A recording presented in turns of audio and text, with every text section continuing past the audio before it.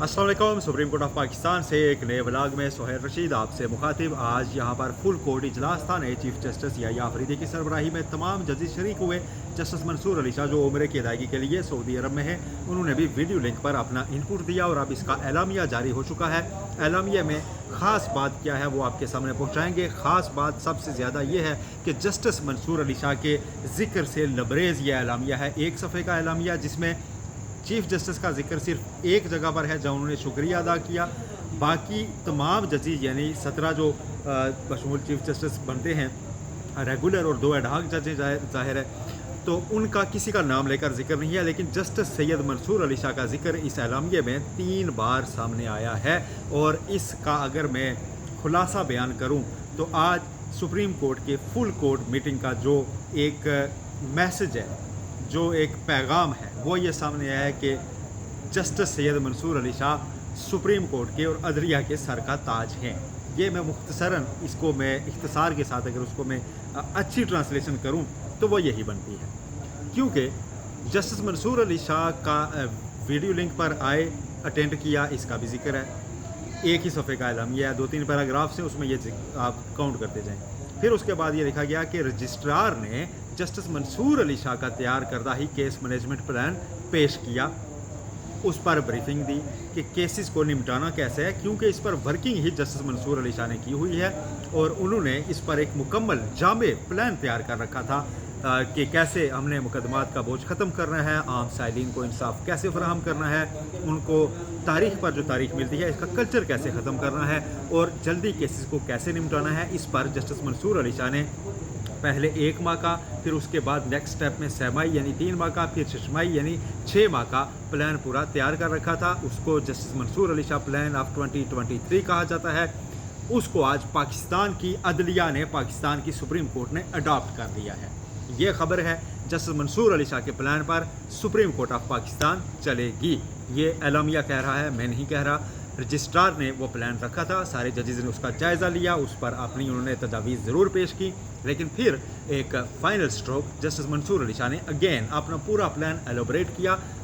वहाँ से सऊदी अरब से वीडियो लिंक पर उन्होंने ये अपना प्लान बताया। उन्होंने कहा कि हमने ये पहले जो सिविल और क्रिमिनल मुकदमात हैं इनको कैसे हमने टैकल करना है, टेक्नोलॉजी को कैसे इसमें लेके आना है, आर्टिफिशियल इंटेलिजेंस सिस्टम को कैसे इसमें हमने लगाना है, कैसे ये सारी चीज़ें जो है वो केसेस ऑटोमेटिकली फ़िक्स होंगे। और इसमें जो मिली भगत से यानी एक रिश्वत का कल्चर, इस तरह का जो नीचे मुंशी लेवल पे नज़र आता है पाकिस्तान की अदालतों में कि जी केस जल्दी लगवाना है तो बात करें कहीं, उसके बजाय एक जदीद टेक्नोलॉजी वाला सिस्टम जिससे किसी के केस में दाखिल ना हो सके, असर और रसूख का इस्तेमाल ना हो सके और एक वाकई सही मानों में इंसाफ होता नजर आए, ये प्लान था जस्टिस मंसूर अली शाह का। उसको सुप्रीम कोर्ट ने अडॉप्ट किया है 1 माह के लिए। अब इसको रखा गया है मुद्दत, 1 माह के दौरान ये अदालतें काम करेंगी।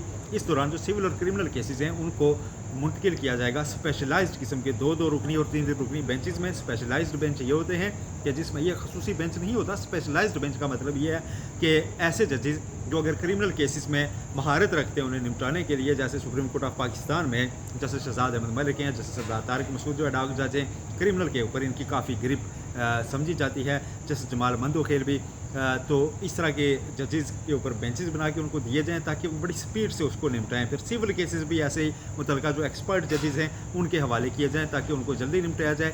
1 माह का वक्त रखा गया है। 1 माह के बाद exactly as per the plan of justice Syed Mansoor Ali Shah दोबारा जायज़ा लिया जाएगा।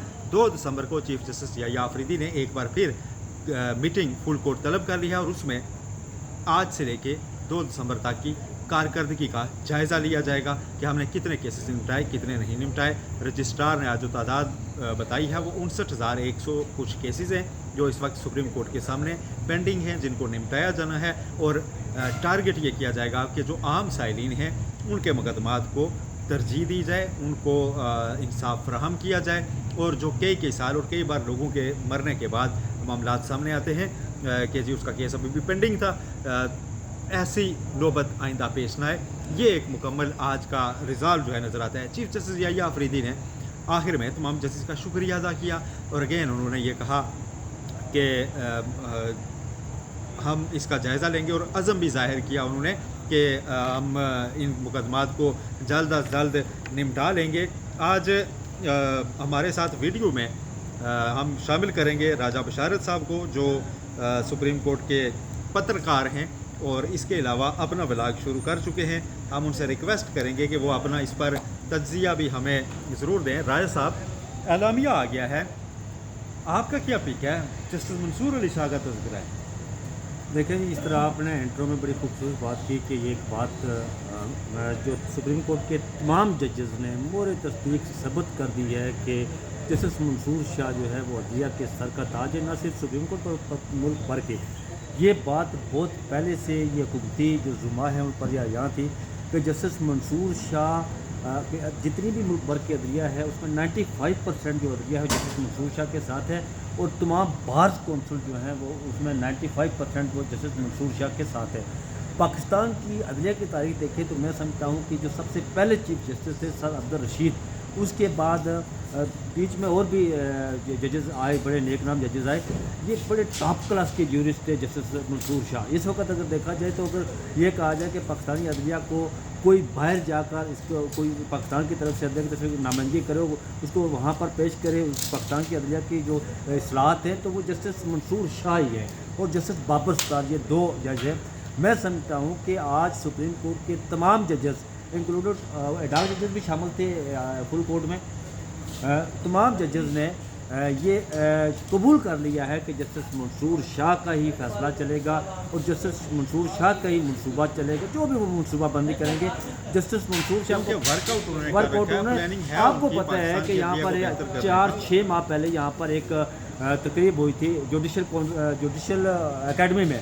وہاں پر وہ ایک کیا کہتے ہیں مسالتی کمیشن کی بات کرتے تھے، بار بار وہ ثالثی کمیشن کی بات کرتے، وہ تاکہ ہر کسی کا کیس عدالتوں میں نہ جائے، کا خرچہ نہ ہو، اور وہ پہلے اور وہ اس پر کافی عرصے سے کام کر رہے تھے۔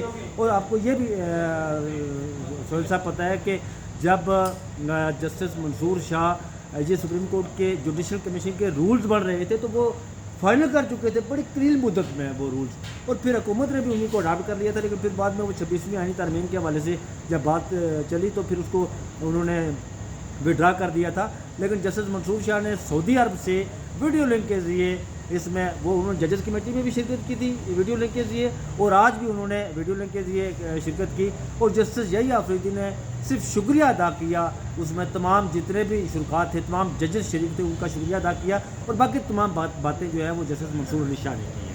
بہت شکریہ راجہ بشارت صاحب کا۔ آپ نے سنا جیسے جسٹس منصور علی شاہ کا پلان ہی اڈاپٹ کیا گیا ہے، اور وہ اس لیے اڈاپٹ کیا گیا ہے کہ تیار ہی انہوں نے کر رکھا تھا اور وہی پیش کیا گیا، اور وہ اتنا ریزنیبل ہے اور اتنا افیکٹو ہے پاکستانی عدلیہ کے لیے کہ اگر اس پر عمل درآمد ہوا تو جو زیر التوا مقدمات ہوئے، جو یہ بحث ہے ساری، وہ ختم ہو جائے گی۔ اب تک کے لیے اتنا ہی، اپنا بہت خیال رکھیے گا۔ اللہ حافظ۔